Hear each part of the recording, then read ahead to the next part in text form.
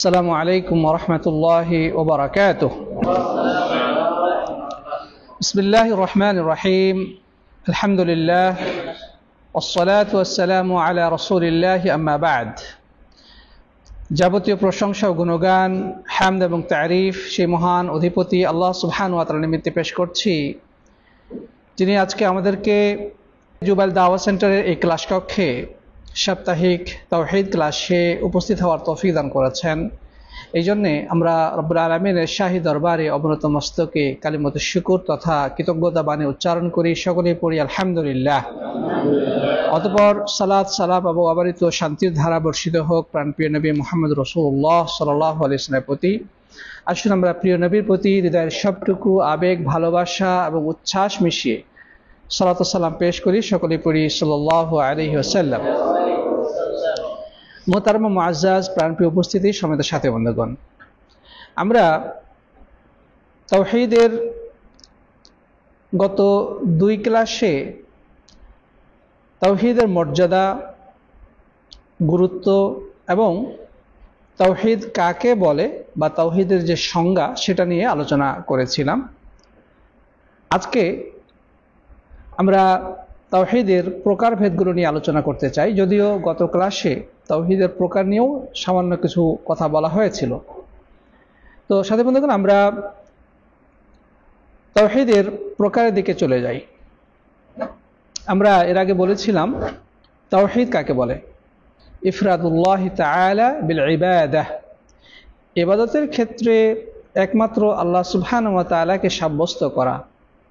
অন্য কথায়, যত প্রকার ইবাদত রয়েছে, চাই সেটা প্রকাশ্য হোক অপ্রকাশ্য হোক, চাই সেটা মৌখিক হোক অথবা কর্মগত হোক, সকল প্রকার ইবাদত, ছোট বড় সকল ধরনের ইবাদত শুধুমাত্র আল্লাহর জন্য সাব্যস্ত করা, এটাকেই তাওহীদ বলা হয়। এটাকে কি বলা হয়?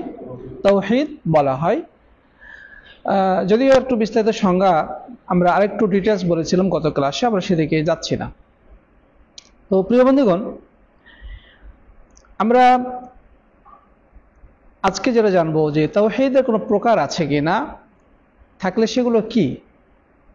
আমাদের সমাজে তাওহীদ নিয়ে যদি কথা বলা হয়, তাহলে তাওহীদের খুব যৎসামান্যই আলোচনা করা হয়, কিন্তু তাওহীদের যে আরো ডিটেলস আলোচনা আছে, আরো গভীরতা আছে, তাওহীদের প্রকারভেদ আছে, সে বিষয়টা কিন্তু খুব একটা আলোচনা করা হয় না।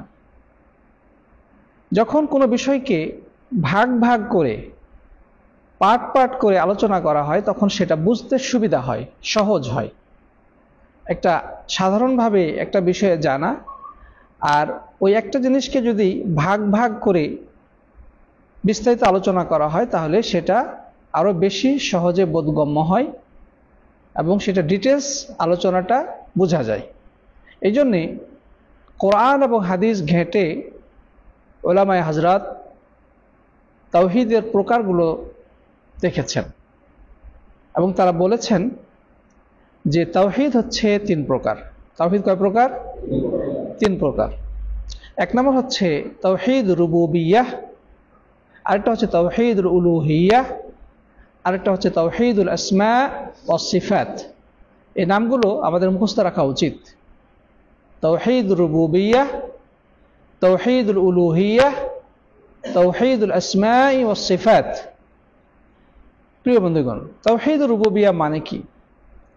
রুবুবিয়্যাহ মানে রব হিসেবে আল্লাহ সুবহানাহু ওয়া তাআলাকে একক বলে নির্ধারণ করা বা এক বলে স্বীকৃতি প্রদান করা। অর্থাৎ মহান আল্লাহ সুবহানাহু ওয়া তাআলা এই বিশ্ব জগতের একচ্ছত্র স্রষ্টা, পরিচালক, নিয়ন্ত্রক। তিনি সর্বময় ক্ষমতার অধিকারী। তার হাতেই মানুষের জীবন এবং মৃত্যু। তিনি আকাশ থেকে বৃষ্টি বর্ষণ করেন, তিনি জমিন থেকে ফসল উদ্গত করেন। তার নির্দেশেই সবকিছুই পরিচালিত হয়, নিয়ন্ত্রিত হয়। এই ক্ষেত্রে শুধু আল্লাহ সুবহানাহু ওয়া তাআলাকে সাব্যস্ত করা বা আল্লাহ সুবহানাহু ওয়া তাআলা একক বলে বিশ্বাস করা, এটাকেই তাওহীদুর রুবুবিয়্যাহ বলা হয়। রুবুবিয়া শব্দটা আসছে রব থেকে। প্রিয় বন্ধুগণ, এই কথাটাকে আলেমগণ অন্য একটি ভাষায় প্রকাশ করেছেন, আর সেটা হলো যে আল্লাহ সুবহানাহু ওয়া তাআলার কাজে আল্লাহকে এক বলে বিশ্বাস করা, এটাকে তাওহীদুর রুবুবিয়া বলা হয়। পরে কথাটা বুঝতে পেরেছেন যে আল্লাহর কাজে আল্লাহকে এক বলে বিশ্বাস করা। আল্লাহর কাজ বলতে কি বুঝি?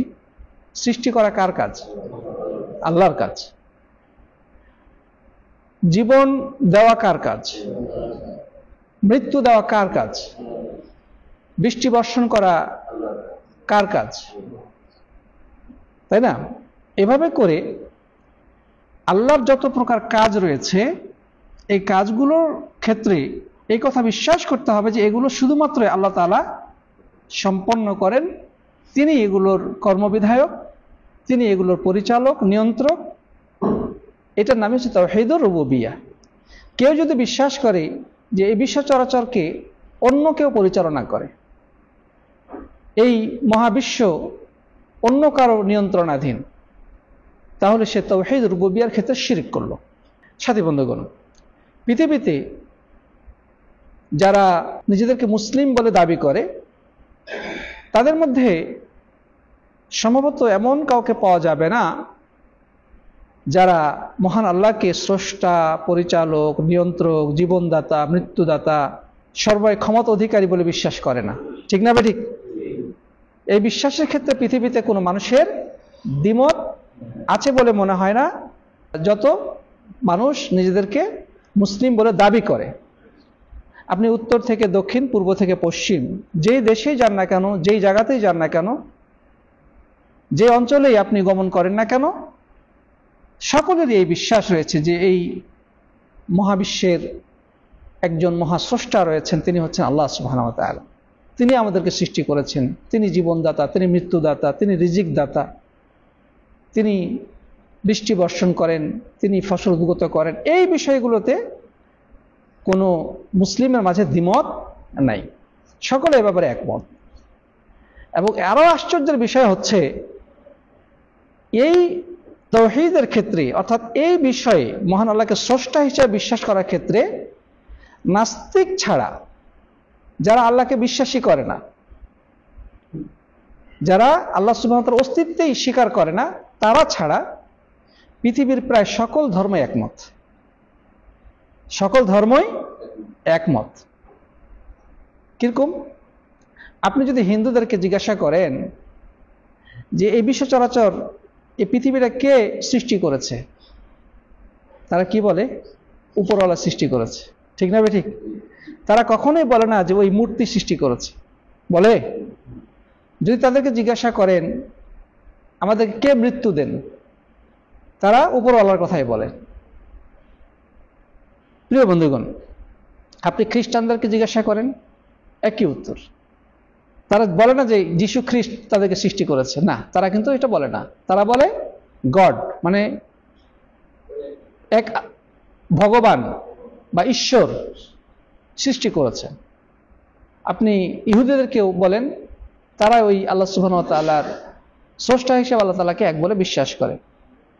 এমনকি আরবের মুশরিক যারা ছিল, আল্লাহ নবী সাল্লাল্লাহু আলাইহি ওয়াসাল্লামের সাথে যারা সারা জীবন সংঘাত করেছে, যাদের সাথে অসংখ্য যুদ্ধ সংঘটিত হয়েছে, আল্লাহ নবী সাল্লাল্লাহু আলাইহি ওয়াসাল্লাম যাদের কাছে তাওহীদের বার্তা পৌঁছে দিয়েছেন, ঘরে ঘরে, জনে জনে, পাড়ায় মহল্লায়, গ্রামে গঞ্জে, হজের মৌসুমে, বিভিন্ন মেলায়, বাজারে ঘাটে, তারাও কিন্তু তাওহীদ রুবুবিয়াতে বিশ্বাস করত।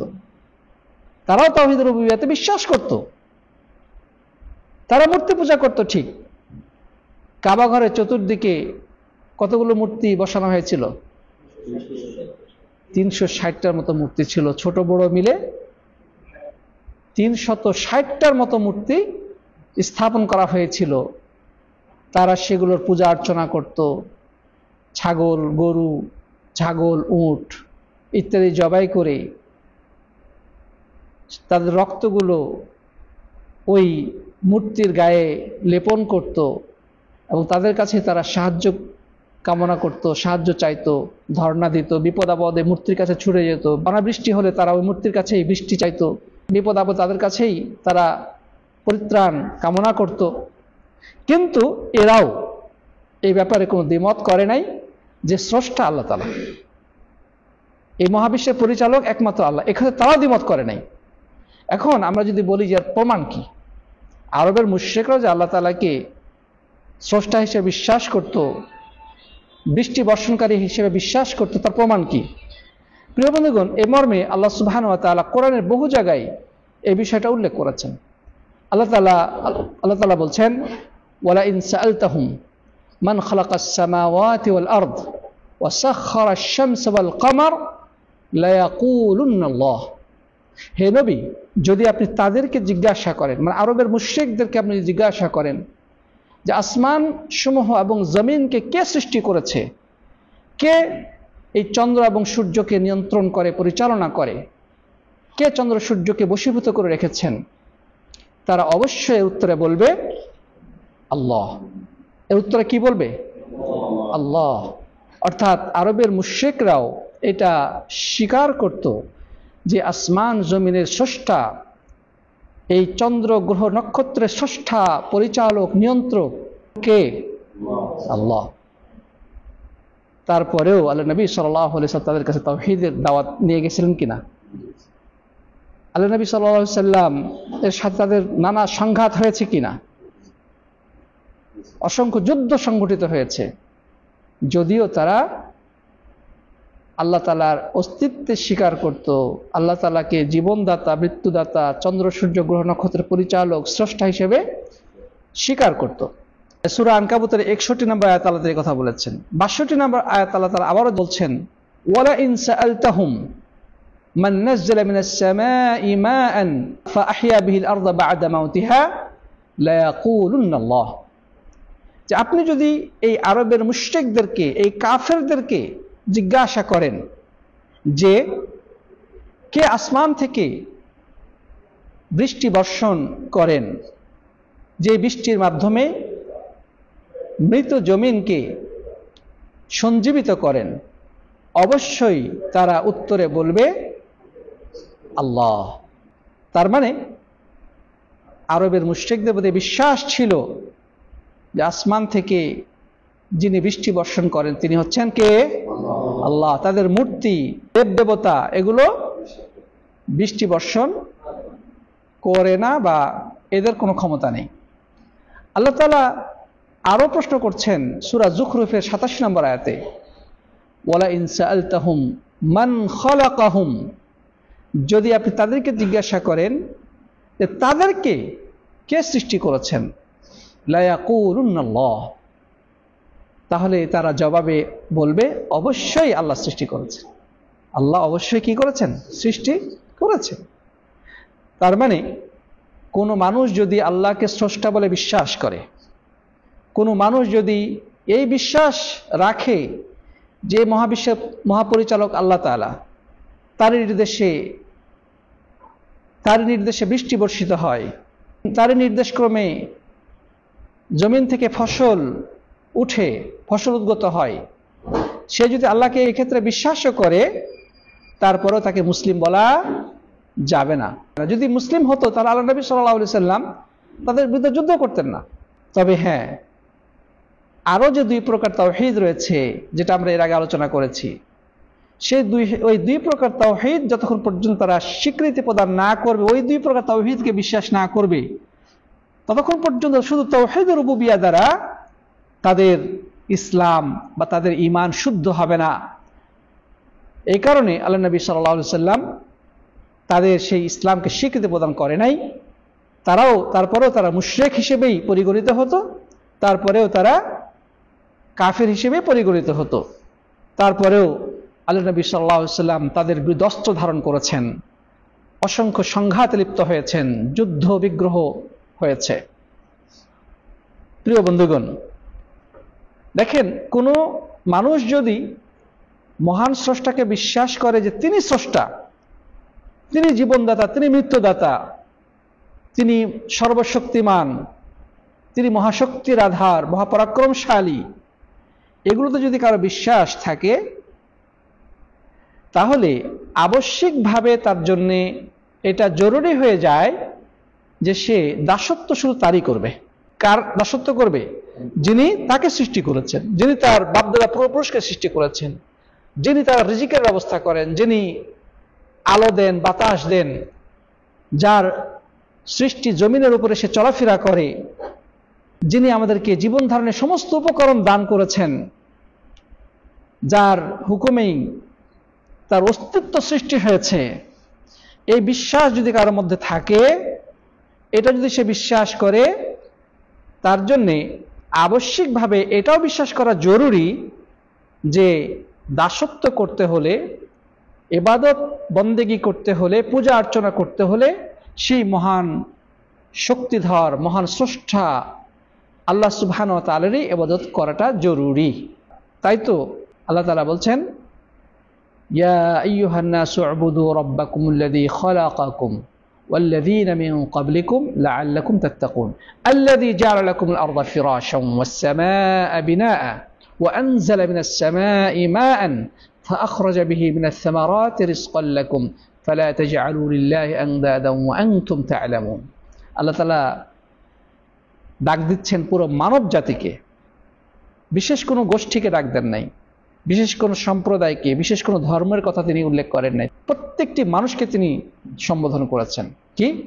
ইয়া আইয়ুহান নাস, হে মানুষেরা, হে মানব মণ্ডলী, তোমরা উবুদু রাব্বাকুম, তোমরা ইবাদত করো, দাসত্ব করো তোমাদের রবের, যিনি তোমাদেরকে সৃষ্টি করেছেন এবং তোমাদের পূর্বপুরুষ বাপদাদা সবাইকে তিনি সৃষ্টি করেছেন।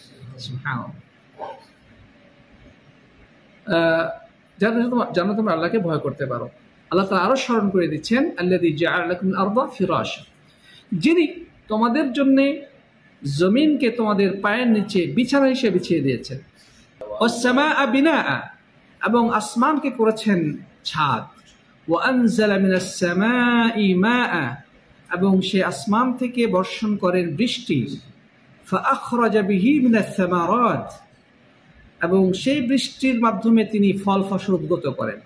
রিজকাল লাকুম, যেগুলো তোমাদের জন্য রিজিক, যেগুলো তোমরা খেয়ে জীবন ধারণ করো। ফালা তাজআলু লিল্লাহি আনদাদা ওয়া আনতুম তা'লামুন, অতএব তোমরা সবকিছু জানলে, বুঝলে, জেনে বুঝে তোমরা আল্লাহর সাথে অন্য কাউকে সমকক্ষ নির্ধারণ করিও না। তাহলে রব্বুল আলামিন আমাদেরকে এখানে স্মরণ করে দিচ্ছেন যে তোমাদেরকে সৃষ্টি সে আল্লাহ তাআলাই করেছেন, যিনি তোমাদের জন্য এই জমিনকে পায়ের নিচে বিছানা হিসেবে বিছিয়ে দিয়েছে, সেই জমিনের উপর তোমরা চলাফেরা করে এই পৃথিবীতে বসবাস করছো। আসমানকে বানিয়েছে তোমাদের ছাদ, জমিনকে বানিয়েছেন তোমাদের বিচরণ ক্ষেত্র, বিছানা। সেই আসমান থেকে পানি মাটিতে পড়ে, সেই মাটি সিক্ত হয়, সেখান থেকে নানা ধরনের উদ্ভিদ, গাছ, লতাপাতা, তারপরে ফল ফসল বের হয়, সেগুলো তোমরা খেয়ে তোমরা জীবন ধারণ করো। অতএব তোমরা আল্লাহর সাথে অন্য কাউকে সমকক্ষ নির্ধারণ করো না, আল্লাহর সাথে তোমরা শিরক করিও না। প্রিয় বন্ধুগণ, তাহলে কেউ যদি তাওহীদের রুবুবিয়্যাতে বিশ্বাস করে, কেউ যদি মনে করে যে স্রষ্টা হিসেবে আর কেউ নাই আল্লাহ ছাড়া, জীবনদাতা একমাত্র আল্লাহ, রিজিক দেওয়ালা একমাত্র আল্লাহ, তাহলে তার জন্য আবশ্যক হচ্ছে তাওহীদ উলুহিয়াতে বিশ্বাস করা, অর্থাৎ ইবাদতের ক্ষেত্রে আল্লাহ সুবহানাহু ওয়া তাআলাকে এককভাবে সাব্যস্ত করা তার জন্য আবশ্যক। কেউ যদি স্রষ্টা হিসেবে আল্লাহ তাআলাকে বিশ্বাস করলো ঠিকই, কিন্তু ইবাদত করার সময় মূর্তি পূজা করে, দাসত্ব করার সময় ঈসা আলাইহিস সালামকে তারা পূজা করে, গড হিসেবে মেনে নেয়, বিশ্বাস করে, কোনো গাছ বা মাছকে সেজদা করে, কোনো অলিয়া উলিয়ার উদ্দেশ্যে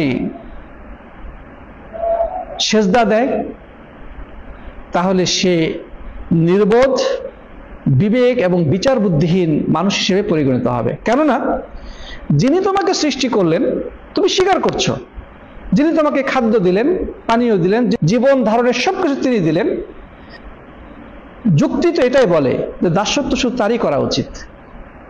মনে করেন, এটা কথার কথা, আপনার কোম্পানির আন্ডারে আপনি এসেছেন, আপনার কোম্পানি আপনাকে থাকার জায়গা দিচ্ছে, খাবার দিচ্ছে, আপনার স্যালারি দিচ্ছে, টিকিট দিচ্ছে, আপনার এই সৌদি আরবে থাকার সবকিছু কোম্পানি করে দিচ্ছে, তাহলে কোম্পানি কি আপনার কাছে এটা চাইতে পারে না যে তুমি শুধু তারই কাজ করবা, তার যে নির্দিষ্ট সময়ের ভিতরে অন্য তুমি কাজ করতে পারবে না? এটা কি তার অধিকার নাই?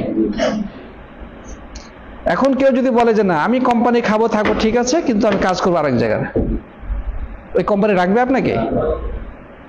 তাহলে একটা যৌক্তিক বিষয়, একটা সাধারণ একটা বিষয়, যিনি আপনাকে আপনার সবকিছু ব্যবস্থা করেছেন, আপনার এখানে থাকা খাওয়া সবকিছু ব্যবস্থা করেছেন, আপনার জন্য আবশ্যক হচ্ছে তার নির্দিষ্ট সময়ে তার সার্ভিস দেওয়া, তারই কাজ করা, ঠিক না? ঠিক।